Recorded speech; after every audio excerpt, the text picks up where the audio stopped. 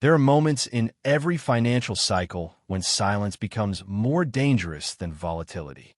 Not because markets are collapsing, but because confidence is rising, because narratives are hardening, because people begin to assume that the most difficult part of the journey is already behind them. This is one of those moments. For years, silver has been discussed almost exclusively through the language of conviction. Long-term belief, monetary rebellion, permanent protection, the idea that ownership alone is the victory, and time will take care of the rest. But markets do not reward belief. They reward understanding. And systems do not respond to conviction. They respond to rules. This documentary exists because there is one rule almost no one wants to talk about. Not because it is hidden, but because it is inconvenient. The taxation of silver is not an accident. It is not a loophole. It is not a temporary oversight waiting to be corrected. It is a structural feature of the financial system as it exists today. And like most structural features, it only becomes visible at the moment it matters most, when investors attempt to convert belief into outcome. Right now, conversations around silver are dominated by accumulation, storage, scarcity, and long-term narratives about monetary failure. What is missing from those conversations is not optimism or enthusiasm. What is missing is preparation for the exit, preparation for the transition from asset to liquidity, preparation for the moment when profit becomes visible and therefore taxable. This matters now because cycles mature quietly. They do not announce themselves. They do not ring bells at peaks. They progress through phases of increasing confidence, decreasing skepticism, and expanding participation. And at every stage, the system adjusts, not to stop the cycle, but to ensure it extracts value from it. One of the most persistent myths in precious metals investing is the idea of permanence. The belief that real money does not require planning, timing, or discipline. That holding forever is a strategy rather than a postponement of decision-making. History does not support this belief. Systems do not support this belief. And tax law certainly does not support this belief. Another myth is that silver exists outside the system. That because it is physical, tangible, and historically monetary, it somehow escapes the rules that govern modern financial outcomes. This myth is comforting. It is also false. Physical ownership does not mean regulatory immunity. In many cases, it means the opposite. This documentary is not about predicting what silver will do next. It is not about forecasting prices, dates, or targets. It is not about persuading anyone to buy, sell, or hold. It is about understanding the machinery that activates when optimism turns into realization. Because markets do not punish enthusiasm. They punish unprepared exits. The Internal Revenue Code does not care about why you bought silver. It does not care about monetary philosophy. It does not care about inflation narratives, systemic risk, or historical analogies. It only cares about classification, reporting, and realized gain. And silver, under current law, is not treated as a financial instrument. It is treated as a collectible. That single word carries consequences most investors do not calculate until it's too late. This is why the subject is uncomfortable, why it is avoided, why it is minimized or dismissed as a problem for later. Because later feels abstract, and today feels manageable. But systems are not designed around feelings. They're designed around extraction. Every major cycle ends the same way, not with collapse, but with confusion, with people discovering that the rules they ignored were not optional, that the system was never asleep. It was simply waiting. By the end of this documentary, you will not know what silver will do next. That is not the goal. You will understand something far more valuable: how the system responds when belief meets bureaucracy, how taxation functions as a second market force, and why the most expensive mistake investors make is not buying too early or selling too late, but failing to understand the conditions under which profit is allowed to exist. This is not a warning. It is an explanation. The system mechanics, how it really works.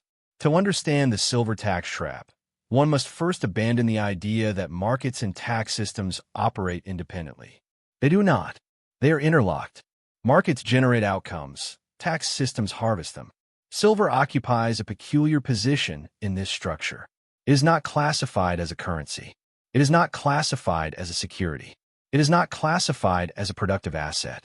Under U.S. law, it is categorized as a collectible, a designation shared with art, antiques, rare coins, and historical artifacts. This classification is not symbolic. It determines how gains are treated, how losses are limited, how transactions are reported, and how enforcement occurs. Collectibles are taxed differently because they are assumed to be discretionary, speculative, and non-essential. The system does not view them as tools of capital formation. It views them as stores of personal value. As such, gains are subject to a higher maximum federal rate than most long-term investments. But the rate itself is only part of the mechanism. The real trap lies in realization. Taxes are not applied to belief or intention. They are applied at the moment of conversion, when silver leaves the realm of ideology and enters the realm of accounting, when physical metal becomes proceeds, when narrative becomes documentation. At that moment, several systems activate simultaneously: federal taxation, state taxation, reporting thresholds, cost basis verification, and audit risk. These systems do not ask whether you meant to trigger them. They simply respond. And most investors encounter them unprepared. Market psychology. From early adoption to mania, every asset cycle follows a psychological arc, regardless of the asset itself. Silver is no exception. In the early stage, participation is limited. Buyers are motivated by research, skepticism, and long-term frameworks. Transactions are quiet. Expectations are modest. Risk is acknowledged. In the middle stage, confidence grows. Narratives solidify. Media attention increases.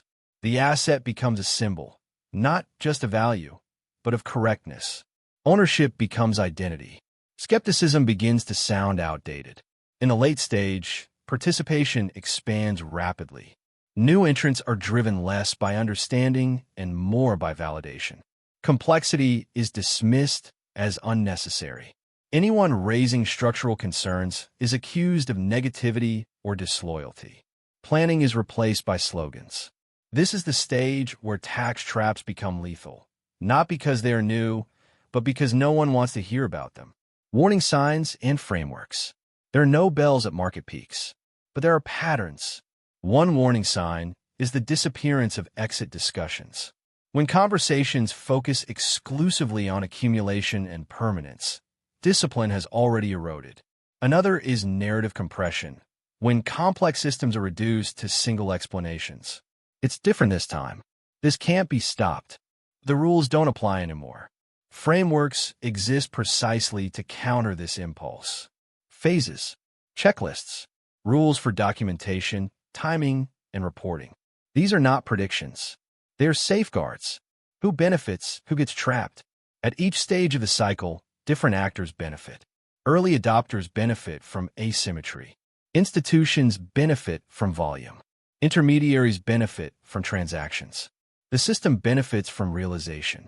The trap closes on those who believe ownership alone is strategy. Those who assume taxation is secondary. Those who treat exits as emotional decisions rather than operational ones. Historical parallels as behavior, not forecast. History does not repeat in price. It repeats in behavior.